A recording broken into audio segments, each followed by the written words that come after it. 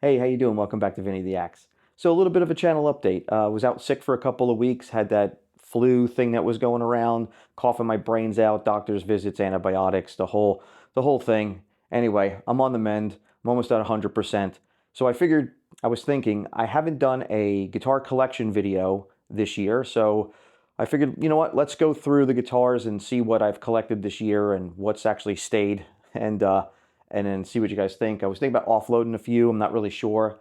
All the guitars in the collection all play great, so I'm kind of at that point now where I don't really want to get rid of anything. And I've gotten rid of so many guitars in the past that sounded fantastic that I don't even know if I want to get rid of anything anymore. But we'll see. So anyway, so I'm going to start off with the guy over here, the Kiesel V. So this is a Kiesel Ultra V, and this is only a couple years old. I got it secondhand. It's almost in mint condition. It has a couple little marks in the clear coat that probably can actually be polished or buffed out, but I'm not really worried about it. This guitar is fantastic. I always wanted one of these. I did a video on it on the channel, so you can check it out. The inlays in this are just absolutely awesome. Stainless steel frets, and look at the black limba on the back of this thing. This is just off the chain. Great playing guitar. I wasn't so sold on the pickups at one time, but I think I'm going to keep them on there now. I'm trying to get away from getting all my guitars to sound like the same. Like you have this sound in your head, and then when you play anything that sounds a little bit different EQ'd wise, you're kind of like, oh, what's wrong with this? But really, having all your guitars sound the same is probably not really a good thing unless you're touring and you want everything to stay consistent. But having a little bit of a variety isn't bad. And this guitar sounds good. These pickups don't sound too bad in here. I'm not saying they're going to stay in here forever, but for right now, I think I'm going to keep them.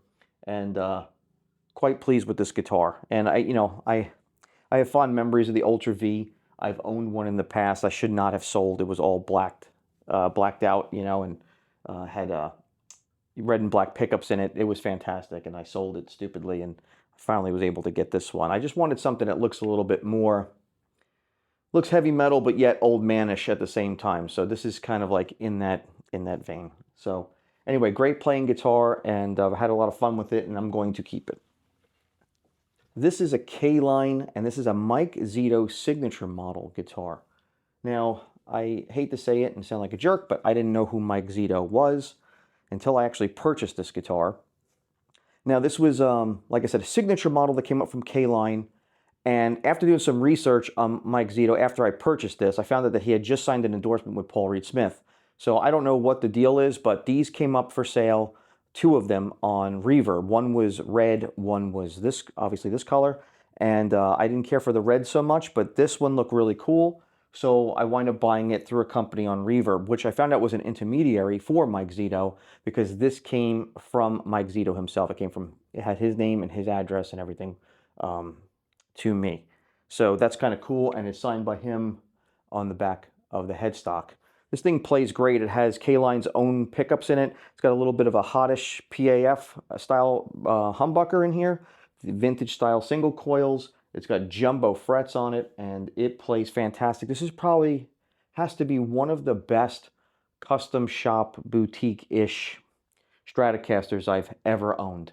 And I've owned many Fender custom shops and stuff like that, but this one's fantastic. It's got, I would say, a little bit larger than a medium C shape, more of a vintagey kind of profile on the back of it. But I tell you what, man, it plays great. The tremolo stays in tune amazingly well and has the vintage tuners on it, which I like. They're just easy to use. I don't know why people poo-poo them, but I think they're pretty good. So anyways, great guitar, and I don't think I'm going to let this one go. I mean, look at the size of the block on the back of this thing.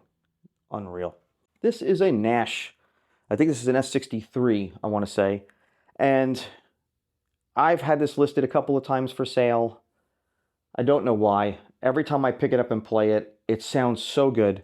And the Lawler pickups in here sound absolutely fantastic that I decide to always pull down the listing and go, you know what, I'm not selling it. I bought it because of the British Racing Green, which is not a color that you see pop up from Nash too often. And I was like, man, I really dig this. And then I got this vibe that I didn't like the pickguard. I didn't like the anodized pickguard. I went to change it out and put a white plastic one on here, and then I didn't like the way that looked. And I put this back on and I'm like, you know, what am I doing here? This thing looks good and it plays great, sounds great. And I mean, if you're in the market for like a custom shop Strat and you can get one of these secondhand, and the reason why I say secondhand, because the prices of these things have gone through the roof as of late. You used to be able to pick one of these up for about, I want to say like 2,100, like retail. You could always get them maybe a little bit cheaper. You can buy them used for about $1,500 a few years ago. Now these are like $2,600 new or up from that, depending on what the loadout is and which model. Now I will say though, is it worth it? They play great. I just think that, you know, you can get a Fender Custom Shop Strat used for about 3 grand. So I don't know, when you start encroaching on the almost 3 grand territory, $2,700 for this, especially if you're a person who likes to flip guitars, the resale is probably better on the Fender Custom Shop. One would gather. However, nothing's really moving online right now, and Reverb, if you look at Reverb, is over inundated with Fender Custom Shop guitars. They're loaded on there, so I don't know. I really don't know what the answer is if you're selling. But anyway, this guitar plays great. I don't think I'm going to move it anytime soon. It just sounds absolutely fantastic. And I'm just quite pleased with it, actually. And I think I was just trying to move it to fund something else, but I'm going to keep it. Next up, this is one of the only Fender Custom Shop guitars I have kept. This is I want to say it's a limited edition, I want to say 63-ish, somewhere's in that zone, Fender Custom Shop Tele. Now, I love the champagne sparkle finish. I just think this is awesome. And the pickups sound really good. These are hand-wound pickups. One of them is a twisted Tele, and one of them is like a custom hand-wound Blackguard or something in there. You know, I'm not so much of a Tele player, but always have to have one in the herd, and I really like this guitar. This guitar plays great. Do I play it very often, even though I say I like it? I don't play it too much, but I keep it because, you know what? When I get that vibe to play a Tele, I have one. It always seems like if I sell one and don't have a Tele, and then I watch somebody playing a Tele and I get inspired to play on a Tele, then I go, oh, I got to go buy a Tele. So this is why this stays around. This is the best Tele I've ever played, and I'm just going to keep this guy. And it's very resonant. It's very like loud acoustically, you know, strummed, and the fingerboard is to die for. It's beautiful. Only negative on this guy, I will say, is the clay dot side markers. Can't really see them. It's very hard to discern them, you know, when you have this on and you're trying to look down for reference. It's the only thing I don't like. I wish they would have did white, but I love the clay dots on the fretboard itself, though. Those are really cool. So this guy. This is the Paul Reed Smith Silver Sky. This is one of the later editions where it has the nitro finish and the larger frets. This guitar, I have a love and hate relationship with this guitar. I think it plays absolutely fantastic. It sounds fantastic. I changed the pickguard from the white to this custom, I forgot what they call this, like tortoiseshell pearl or something. Brown tortoise pearl, I think it's what it's called. Anyway, I thought it would just give it kind of like the sand color a little bit more of a, you can see more of like the brown hue in this paint color, because otherwise it looks like primer. Looks like somebody primered a pickup truck. But the guitar plays great. It looks really cool. Tremolo works good. Everything's designed in really good. I don't know if I'm a total fan of the 7 1/4 fretboard radius. It's a bit round, but I don't know. I just think if I had to pick one of the Strats to play in the house, it would probably be the K-Line or the Nash before I would go to this guy. So that lends me to believe, you know, why do I still own this, right? So this might pop up for sale on Reverb, and I'll just sell it. I have the other pickguard with it, so beautiful guitar, plays great, sounds good. I just, I don't know. I don't know what it is about it, you know, but we'll see. Next up is a guitar I got in on a trade deal and from a buddy of mine, and this is a Friedman Vintage T guitar, and this is one of the first years that this guitar was coming out of the Rock and Roll Relics factory instead of the Friedman, instead of the Grover Jackson factory build. And I personally am a big fan of Rock and Roll Relics. I owned one, I sold one, regret it.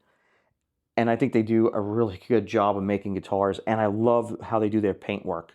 I love the color of this guitar, and I like how it's got that metallic-y kind of pearlescent kind of look to the paint. I love the relic job on it. Looks really good.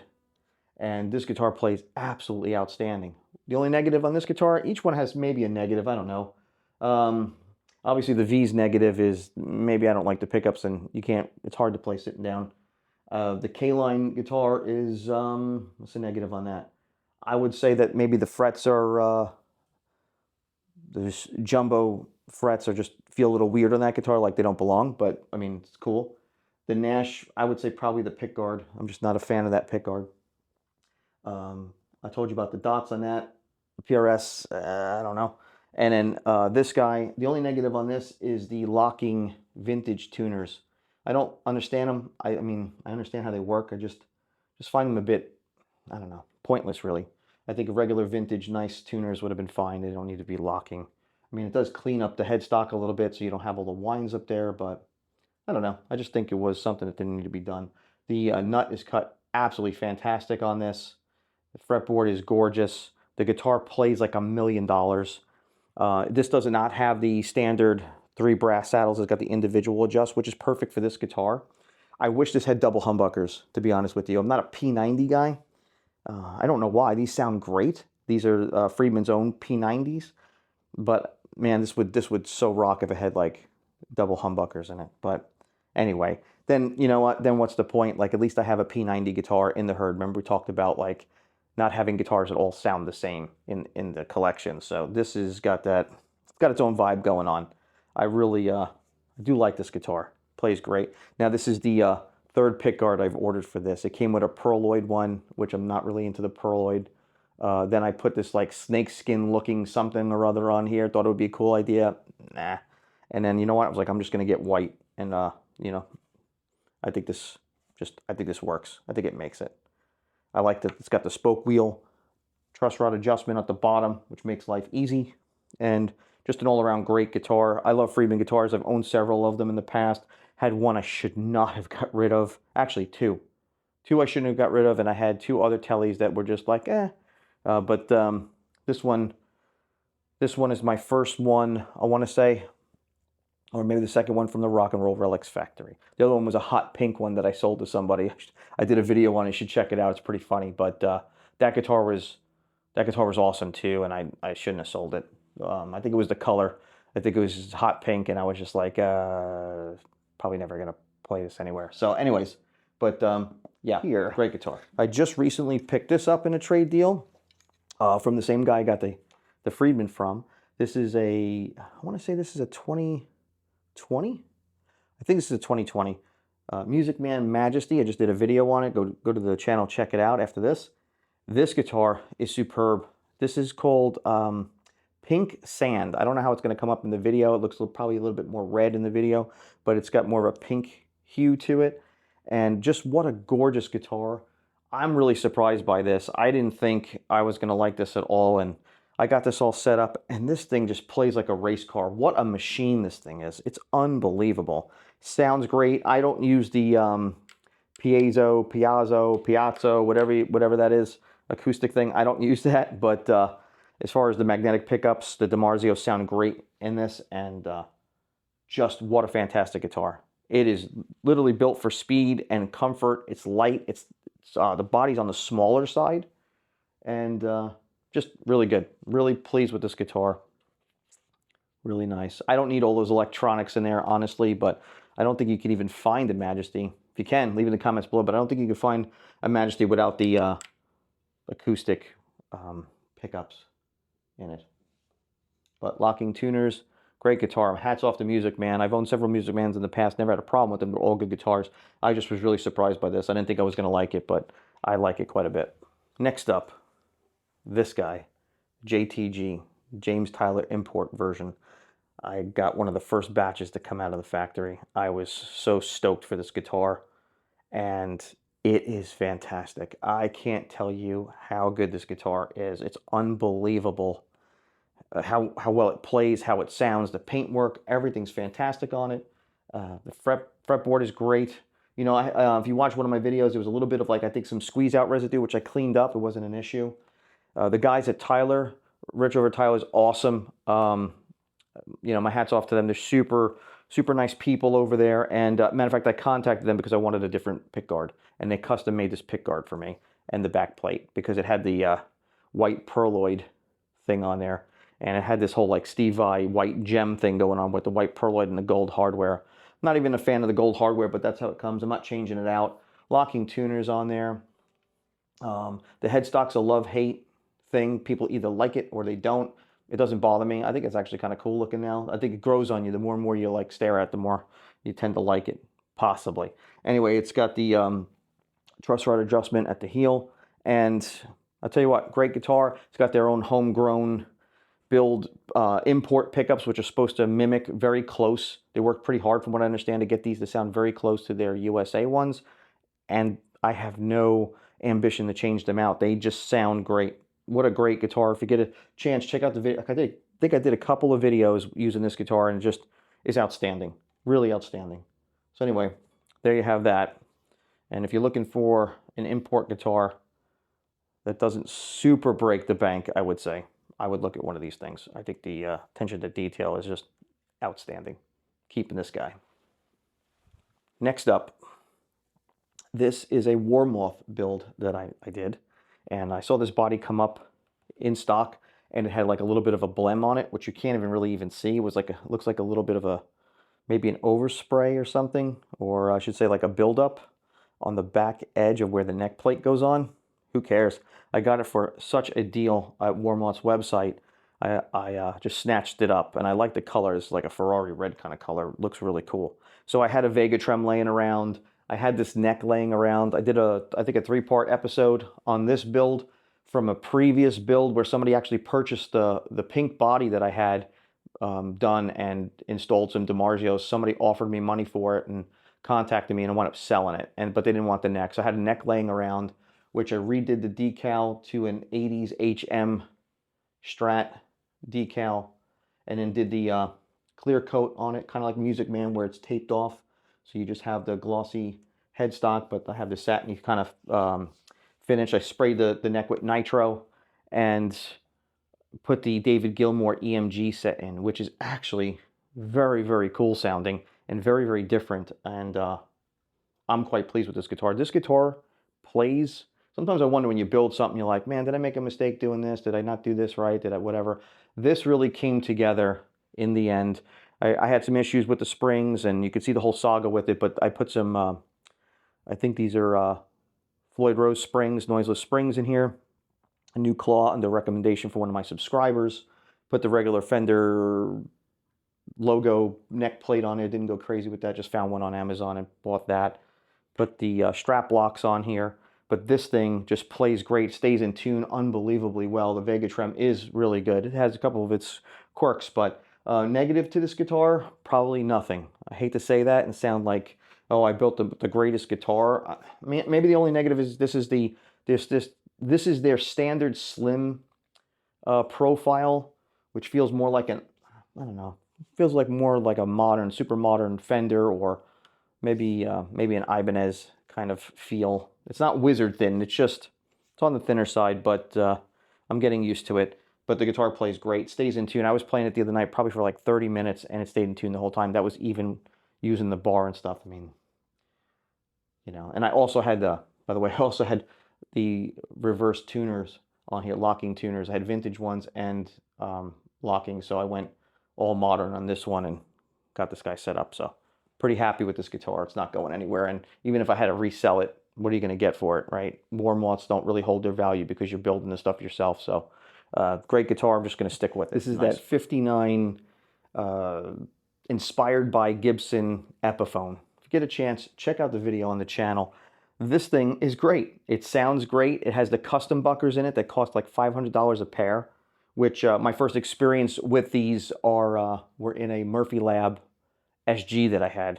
And I was like, these pickups sound amazing. What the heck are these things? And I read the spec sheet and I'm like, custom buckers. Okay, these sound great. They're not super high powered. They've got a very vintagey kind of, I would say more of like a lower wind, in my opinion. But man, did they sound awesome. Probably one of my favorite sets of pickups. And when I saw this model come out for like, I think it was like $12.99 or $13.99 or something on Sweetwater's website, I had a gift certificate or a gift card for there for several $100. So I was like, you know what? In the end, I got a deal, and I wound up getting this super cheap. And I'll tell you what, plays great. One of the best playing Les Pauls I've ever owned. And I know that sounds sad. I guess it shouldn't sound sad, but I don't know, man. I think if we went to a music store right now and played about 10 Les Pauls on the wall, maybe one would outplay this guy. I just think this thing plays great. It's got this fake nitro finish, this satiny kind of thing that they tried to do. It feels okay. I think, honestly, I know a couple of people have bought these and then took all the parts off and then actually buffed this and then made it shine a little bit. And it looks pretty cool, but I'm not doing that. I think things set up good. It's playing good. It stays in tune amazingly well. Matter of fact, I picked it up yesterday and played it. It was still in tune from like several months ago. So that's something to be said. Headstock looks great. I like the open book headstock. I think it looks cool. I think it was a smart move from Epiphone. And anyway, going to keep this guy. It's pretty nice. Let's move on. Next up is a Nags. Steve Stevens. This is like a junior style guitar.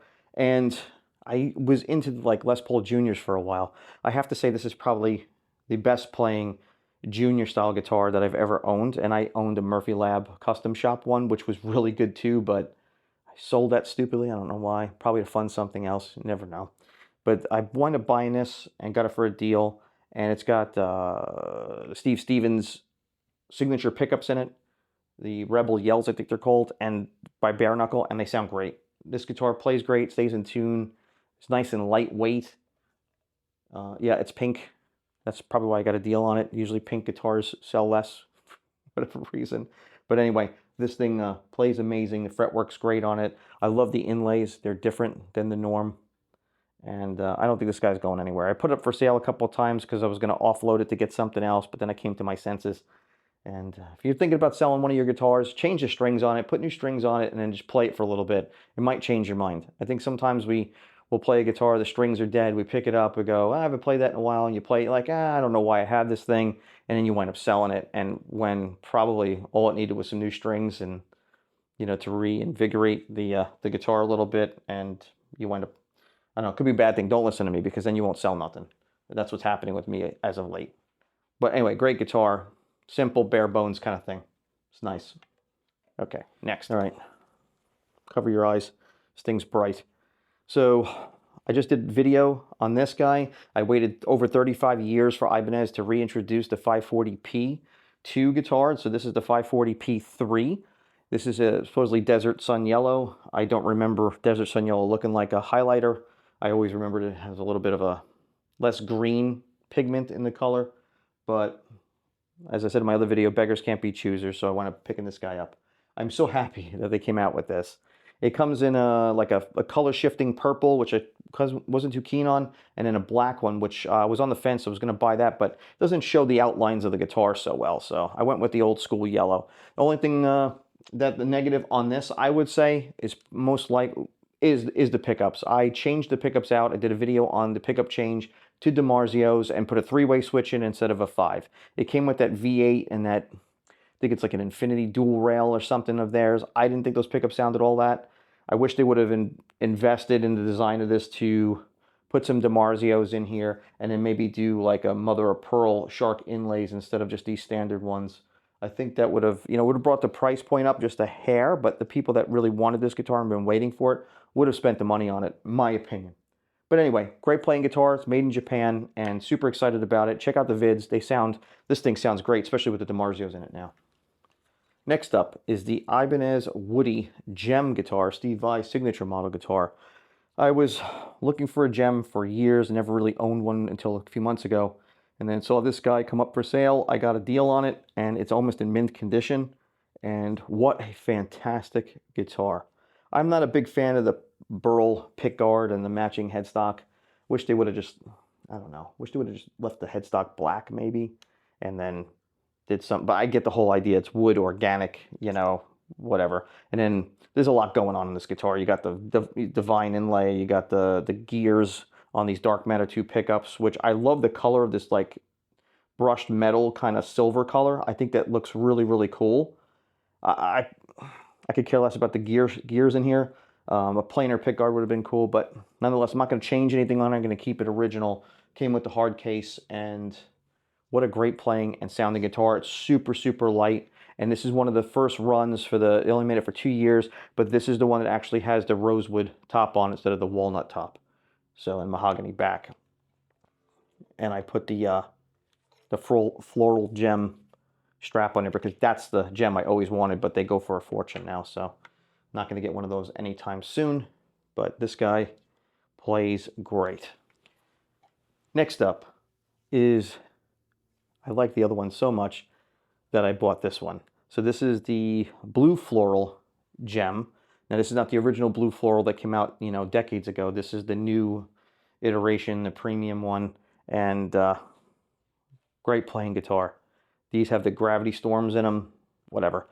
These do sound different than the Dark Matters. So if you're looking at, DiMarzio pickups and you wonder if it's like all just name hype and it's all the same stuff, it's not. They're definitely EQ'd a lot different than the Dark Matter.